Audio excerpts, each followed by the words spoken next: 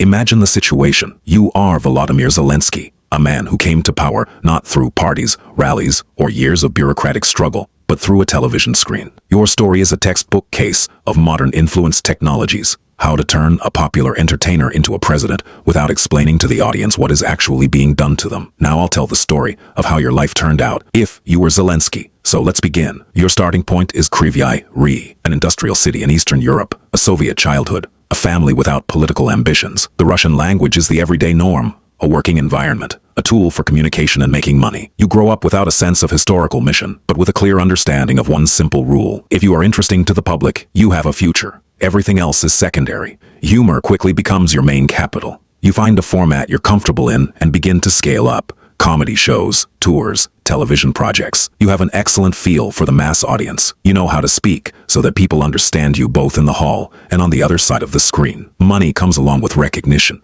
The logic is simple. Where the market is bigger and the budgets are higher, that's where the work is. At that moment, the Russian show business offers exactly that. So you go to Moscow, and that's where it gets interesting. Corporate events, private functions, closed performances for the Russian elite become routine. In the room are businessmen, officials, people with money and little interest in morality. They want comfort and predictability. You provide it. You don't lecture. You don't build the image of a fighter. You sell a mood. Your reputation grows, and your fees grow with it. Gradually, you stop being just an entertainer. You become a media product. Television, cinema, series, large budgets, producers, contracts. You are embedded in an industry where manageability and recognizability are valued. Politics is still somewhere nearby, but it's not your concern. You are busy with your career. The turning point comes with a project that will later be called Decisive. Servant of the People is a Russian-language television series that looked to viewers like a comedy with elements of social satire, but in reality became one of the most successful political technologies in the region. It's important to clarify, the series aired in prime time, had huge ratings and a multi-million audience. It was watched for years. According to the plot, you play a school teacher who accidentally becomes president after a viral video. The character lives modestly, speaks in simple language, clashes with oligarchs, mocks officials, and promises to restore order. This is not just a role. It is an image assembled precisely to match public demand. The country is experiencing a prolonged conflict in the East. The economy is stagnating. Corruption has become background noise. People are tired and want simple answers. The series gives them those answers. The key moment. Nowhere are viewers told that this project is part of a future political campaign. It is presented as a work of fiction. Organically, people get used to seeing you as president, discuss your decisions, argue over the characters' lines. The boundary between the screen and reality erases gradually, without pressure. This is native advertising. When the audience is convinced, they're simply being told a story. And then comes the surprise. You announce your candidacy for president, and a significant part of society perceives it as a logical continuation of an already familiar storyline. You have already been president, even if only in a series. People vote not for a program and not for experience. They vote for a character they trust.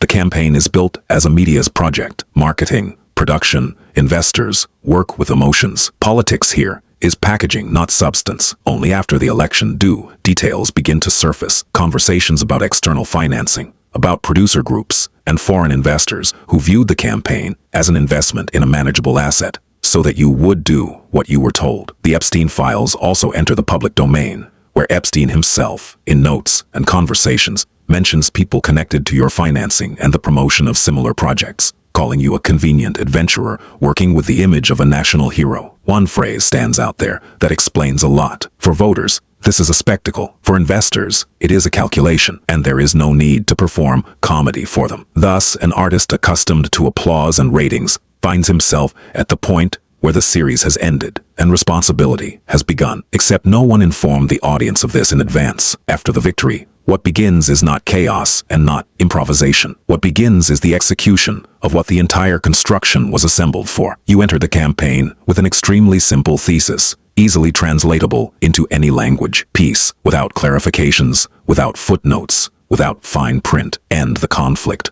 Reduce tension. Return the country to a state where people do not live with a constant expectation of the worst. You said this confidently, calmly, with the intonation of someone who hears society. That is precisely the demand you were elected to fulfill. And then a shift occurs. Quiet, almost unnoticeable to those who don't follow wording closely. Words begin to change shape. End dissolves into This is a complex process. Reach an agreement turns into, there are certain conditions. Peace stops being a goal and becomes an abstract horizon that is always one step out of reach. You no longer talk about concrete actions, only about context, risks, and circumstances. Very quickly it becomes clear. The promise has served its purpose and is no longer needed. You never do what you publicly promised in the first months. You do not go to the eastern regions. Do not speak directly with people. Do not try to ease tensions through personal presence. You choose distance. The east of the country becomes for you not a part of living reality, but a topic for briefings and statements. Communication happens through screens. Wording comes from the press office. This distance first looks like caution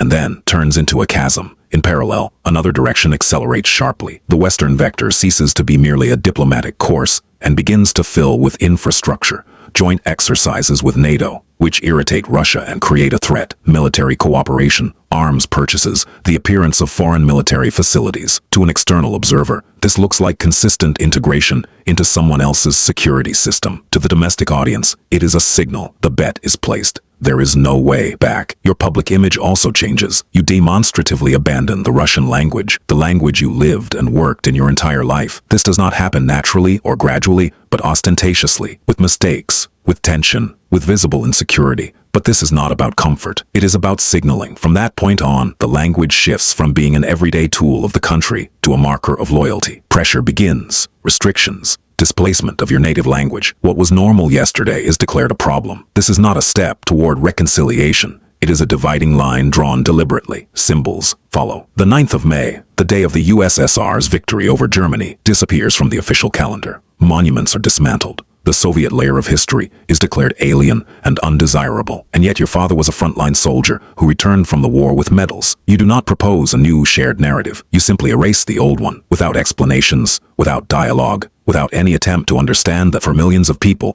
this memory was not ideology, but part of their lives. And here a question hangs in the air, one you never address publicly. How would your father have viewed all this? A man of that era, for whom the past was not a subject of debate, but personal experience. On the international stage, you behave differently than at home. The Minsk agreements, the Normandy format, meetings in Paris, summits, and negotiations. When the discussion turns to implementing agreements, you react with a slight smirk. You listen to talk about the need to fulfill them as if you already know it doesn't matter, sneeringly laughing at Putin. Minsk exists as a set piece. Formally, yes. In practice, no. And later this stops being a secret. Statements emerge from Merkel admitting that the agreements were seen as a pause to prepare for conflict, not as a path to settlement. You were trained, armed, and supported not for compromise, but for a future confrontation. By this point, the image of a peacemaker dissolves completely. You are no longer the person who came with a promise to end the conflict. You are an element in a larger configuration, where decisions are not made by emotions or elections. You chose a side, accepted the rules, and integrated into someone else's logic. The past was abandoned. Promises served their purpose. Attempts at agreement became unnecessary. And then, something terrible happens. The year 2022, what you were being prepared for takes place. A direct conflict with Russia. In the first hours, you disappear. Not symbolically, literally. You are in a shelter. Communication breaks down. Public appearances stop. This is documented later by journalists, diplomats, intelligence services. At that moment, you do not control the situation and do not understand where the limit lies. Contact happens through an intermediary, Israel, a direct conversation with Putin. Short, without protocol. Putin conveys a clear signal. There are no personal decisions against you. Security guarantees are given. Only after that do you appear on camera and say that you are here and with the people. That phrase becomes possible only after the signal from Moscow. Later this will become known, but at the time it is kept quiet. From that moment on, the conflict stops being a crisis and becomes a system. For you, the conflict is a source of resources. Money begins to flow in torrents, not through transparent procedures, but directly. Military budgets multiply several times over. Tenders are canceled. Contracts are broken into pieces. Prices soar. Everything is justified by urgency.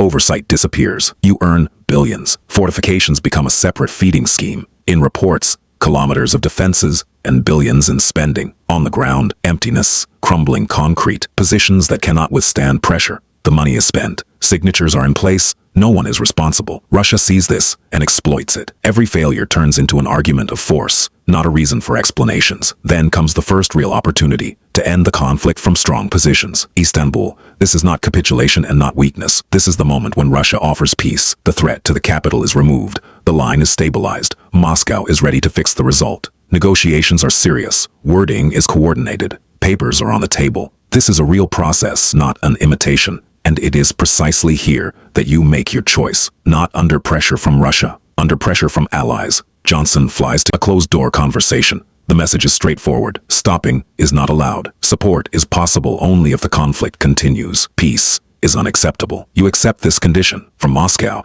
everything becomes clear at that moment. The Istanbul track disappears. Negotiations are shut down. The illusion of compromise ends. Russia restructures its strategy for a long conflict. It is Russia that begins to dictate the pace. The initiative gradually shifts into its hands. The offensive you bet on does not deliver results. Resources are burned. Objectives are not achieved. Russia maintains control and increases pressure. You move into a reactive mode. Every month requires more money and more people for diminishing returns. Finances crack. External aid stops being an investment. It becomes a subsidy. Irritation grows in Europe. Parliaments ask questions. Taxpayers demand reports. Support remains, but now it comes with conditions and fatigue. By this point, it becomes clear. The conflict with Russia is not a path to victory and not a lever of pressure, but a trap you can no longer escape without admitting mistakes. And admitting mistakes destroys the entire structure that keeps you in power. You enter survival mode through debt. Loans stop being a tool and become your environment. You travel around Europe with an outstretched hand. You threaten Hungary and other countries that do not want to give money. The budget is balanced not through revenues, but through promises and IMF loans. Each month depends on a tranche. Deadlines are postponed. Interest accumulates. Conditions tighten. There is nothing to pay with. The economy is scorched.